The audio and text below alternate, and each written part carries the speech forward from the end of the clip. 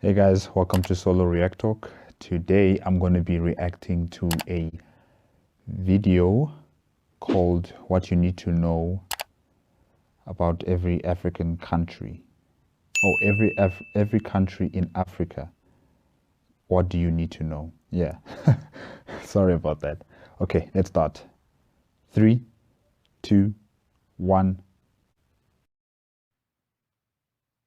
Why someone from the United States and another from Venezuela aren't referred to as Americans, but someone from South Africa and another from Cameroon are thought to come from an undifferentiated monolithic country called Africa, even though the distance between the States and Venezuela and South Africa and Cameroon is almost the same, and many facets of life are starkly different. By assuming Africa is one country, sweeping generalizations about the continent are entrenched.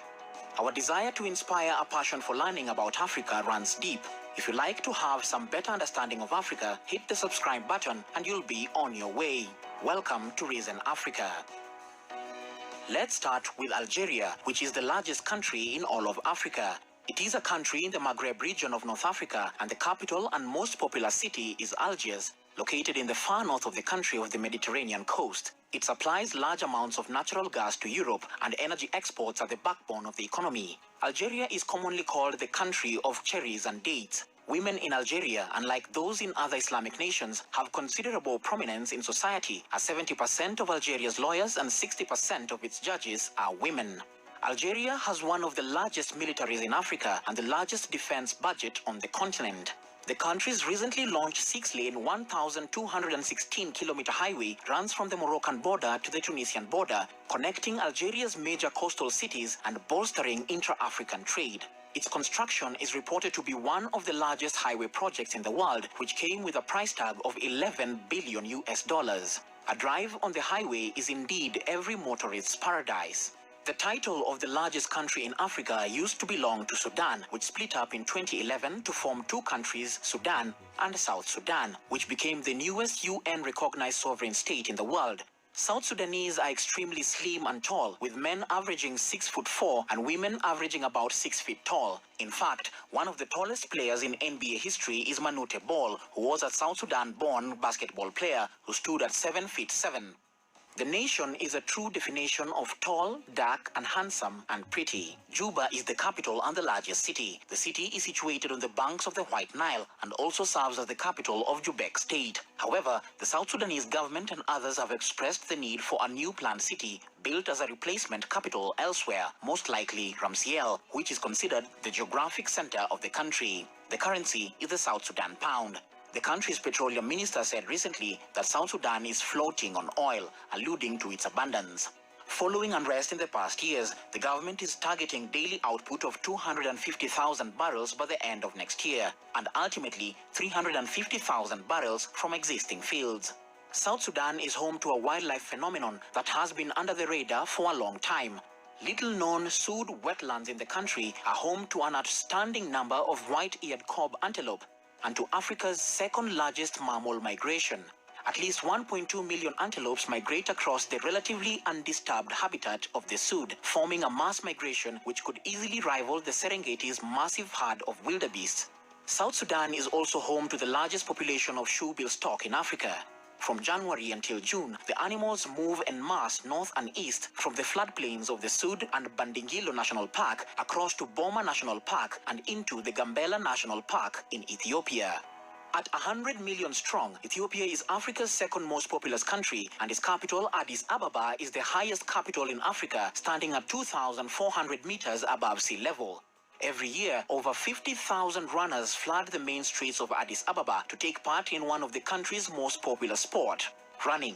Running in the 10-kilometer Great Ethiopian Run, which is the fifth largest road race in the world and brainchild of double Olympic marathon champion Haile Gebrselassie.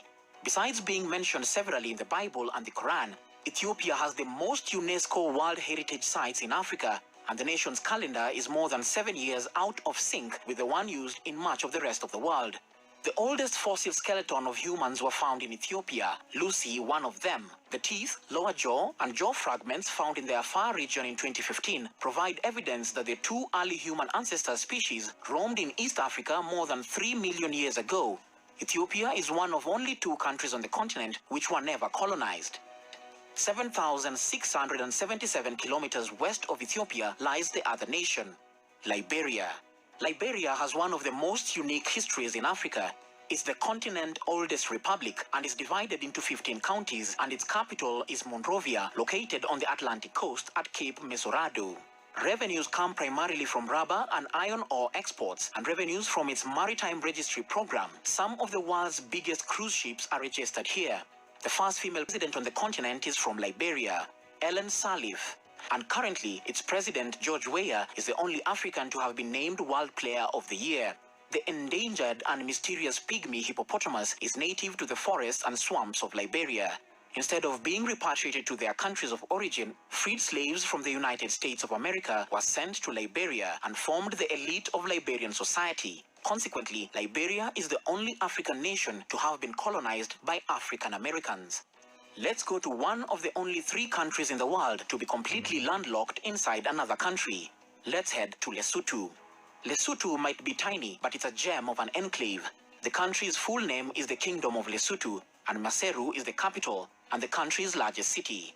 An individual in Lesotho is known as a Mosotho. The people in plural are called Basotho, and the official language is Sesotho.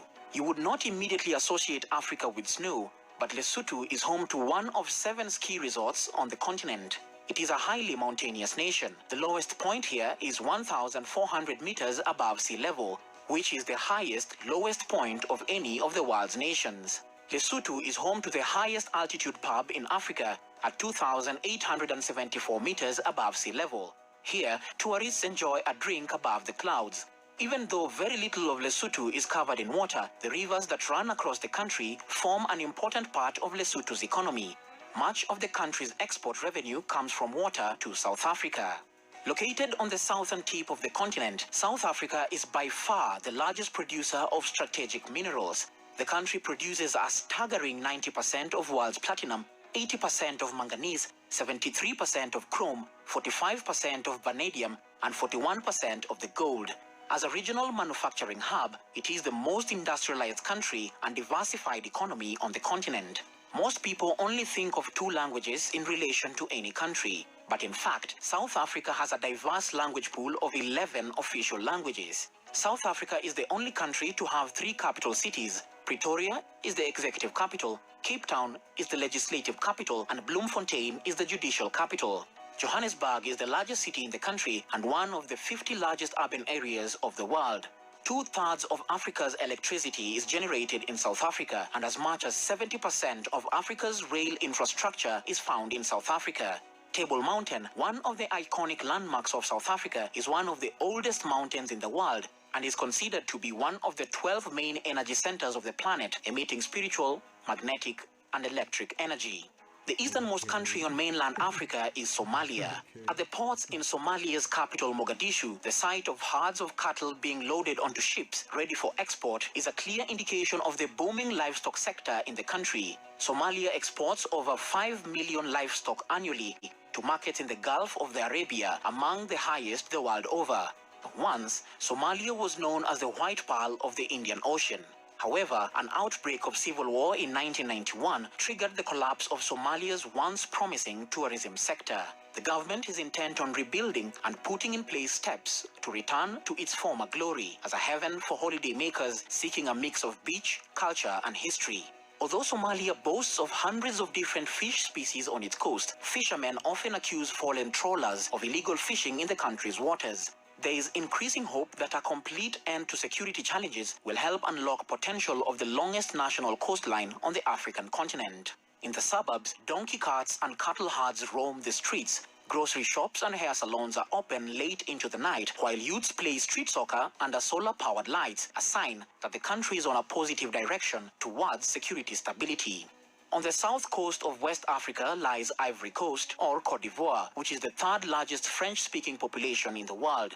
Its political capital is Yamoussoukro in the center of the country, while its economic capital and largest city is the port of Abidjan.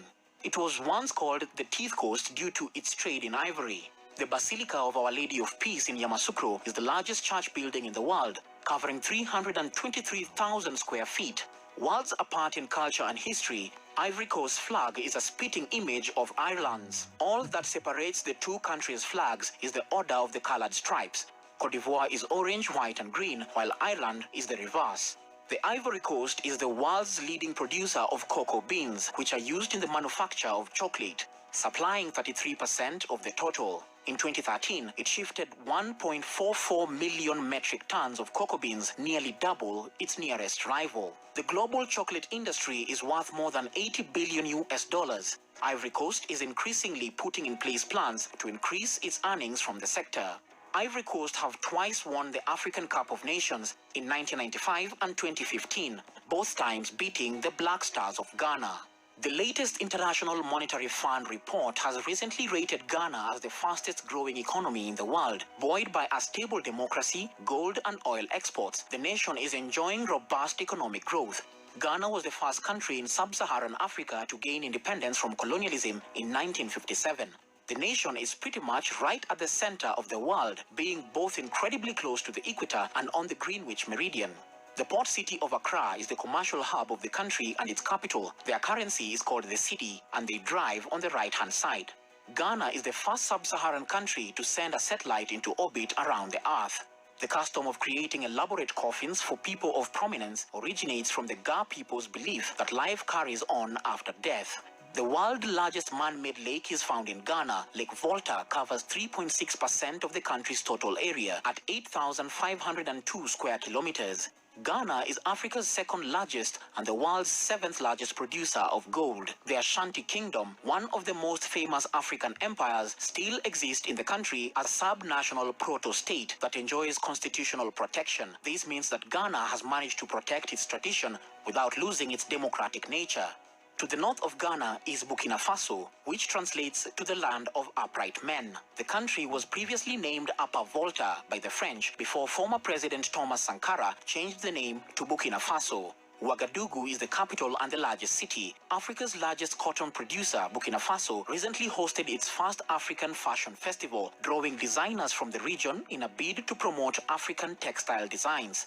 Burkina Faso, the first African country to grow genetically modified cotton, is the world's second fastest growing acreage of biotech crops after Australia. The cotton industry is estimated to contribute over 200 million US dollars per year to the West African nation's 12.9 billion US dollar economy.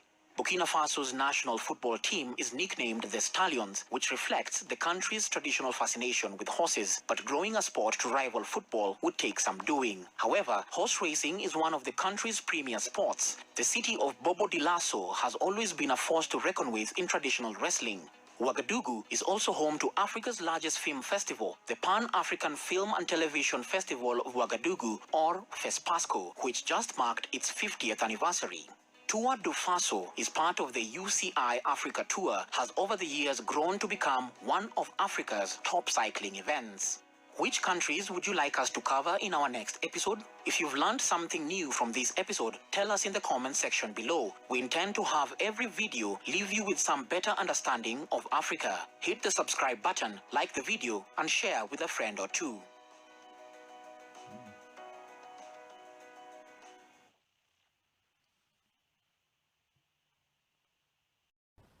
Well, there it is, guys. Yeah, the video is very informative in terms of the different African countries from north to south to east and west. They haven't yet discussed about Central Africa in terms like DRC, the Democratic Republic of Congo, Central African Republic, maybe even further south, Zambia, Angola, Mozambique. You know, there are still so many other countries that need to be discussed, but I like the fact that in this video they also talked about my home country, South Africa, in terms of Cape Town's Table Mountain being the spiritual the spiritual capital of the world, or something like that. Something about the spiritual power that Table Mountain possesses. I have never heard of that. That is something new to me. I have never heard of that. which is good, you know. We'll take that title with pride and with the respect that it deserves. And yeah, he talked about, in particular, my country again, you know, the three capitals, Pretoria, Bloemfontein, and Cape Town. And he also talked about the South Sudan bird, the shoe bill. If you're a God7 fan, if you're an Ajashi, you know the shoe bill. It's our mascot animal for Ajashis. So yeah, I really support that already.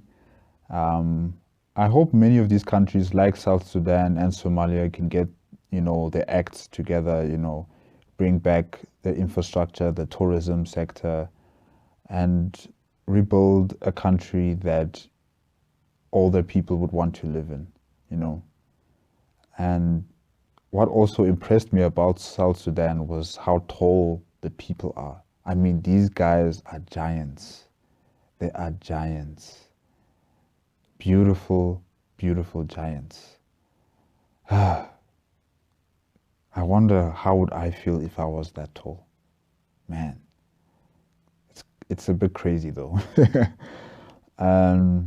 Algeria, with its development as well and its representation of women, equality, which is also very important, not only in the Arab world, but also across the world, you know, no matter where you come from, you know, all of our countries have to have that kind of equal representations between male and female in powerful positions, in government, in legislature, in the judiciary, you know, you name it. They should all have some sort of representation, you know, so that's also very good.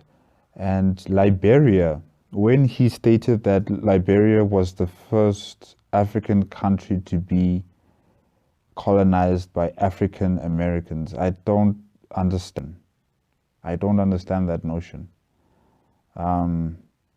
Maybe someone can explain it to me, because those people were slaves, they were freed, and they are still African brothers and sisters, you know.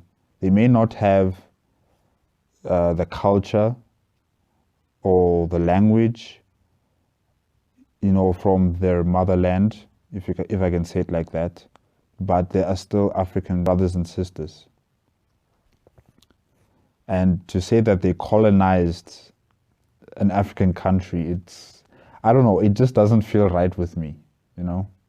Yeah, it just doesn't feel right with me. I think I need someone to, you know, explain it to me exactly what did they mean by that. But yeah, it's okay. Cote d'Ivoire or Ivory Coast, sharing the same flag with Ireland. That's just very, very coincidental right there. Luckily, the colors are on the opposite side on both, you know, Ireland and Cote d'Ivoire. So they were lucky there. Both countries were very lucky there, because it would have been weird. You know, just imagine coming to the Olympics and you see the same flag on two different nations, and then you're like, okay, so who's Cote d'Ivoire, who's Ireland here? You know, I don't know. I'm just thinking that maybe it would have created some sort of confusion. So that was great. And Lesotho and Burkina Faso and Ghana and Somalia, they talked about Somalia, Ethiopia being the capital of, the political capital of the continent, Addis Ababa having the African Union headquarters. Wait, did they talk about that? I don't think he talked about that. Well, I'm saying it now, you know, it is the African capital. And yeah, I didn't know that the population was 100 million. That's a lot of people. And Sudan. I did not know Sudan was the largest country on the continent. I always assumed it was the Democratic Republic of Congo, which was the largest country. So that was also a bit of a surprise for me. Yeah, I guess that's it, guys. I'll watch part 2 probably during this week. I'm not sure when, but I'll watch it and hope to see you there. Remember to give me a like, comment, and subscribe to my channel. If you want to be up to date with my latest videos, click on the notification bell. And that's it. Bye-bye.